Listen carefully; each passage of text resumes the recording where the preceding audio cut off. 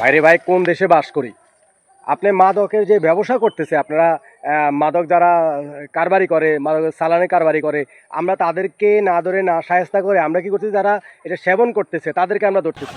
আমি প্রশাসন ভাইদেরকে বলবো, আপনারা আগে নিয়ম কানুন শিখে আসুন, কাকে কোথায় ধরতে হবে, কোন অপরাধের জন্য কাকে শাস্তি দিতে হবে। আপনি একজন মাদক সেবীকে আপনি কি পেরাতে পেরেছেন? আপনি মাদকের গোডাউন ঠিক রাখবেন, মাদকের ব্যবসাকে ঠিক রাখবেন, কারবারি ঠিক রাখবেন, এরপর আপনি মাদক সেবীদেরকে ধরবেন। তো ধরে কি হবে?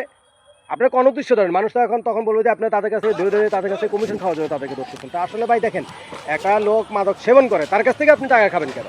এবং তাকে কি আপনি ধরে কয়জনকে পুনর্বাসন করেছেন, তাদের চিকিৎসা সহায়তা কয়জনকে করেছেন, এবং সরকারিভাবে করেন, সমস্যা না, আপনি আমার পকেট থেকে করতে হবে না। আপনি কি রাষ্ট্রে কি এরকম কোনো উদ্যোগ আছে যে মাদক সেবীদেরকে যে আমরা ধরে নিয়ে যাচ্ছি, তাদেরকে আমরা চিকিৎসা দিচ্ছি, তাদেরকে পুনর্বাসন করতেছি, তাদেরকে এখান থেকে বেরোনোর জন্য আমরা কার্যক্রম পরিচালনা করতেছি, আমাদের পদক্ষেপ রয়েছে, আমাদের কর্মসূচি রয়েছে। তো যদি তাই থেকে থাকে তাহলে আপনারা মাদক সেবীদেরকে ধরেন।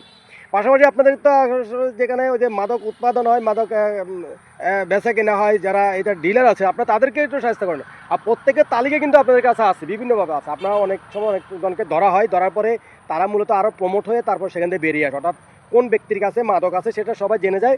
এই বিষয়টার দিকে আমাদের একটু নজর দিতে হবে যে আমরা মাদক সেবীদেরকে অনাহুত কষ্ট না দিয়ে তাদেরকে আপনারা এটা বন্ধ করতে পারেন, যদি আপনি এই মূল জায়গাটা আপনার বন্ধ করে দেন।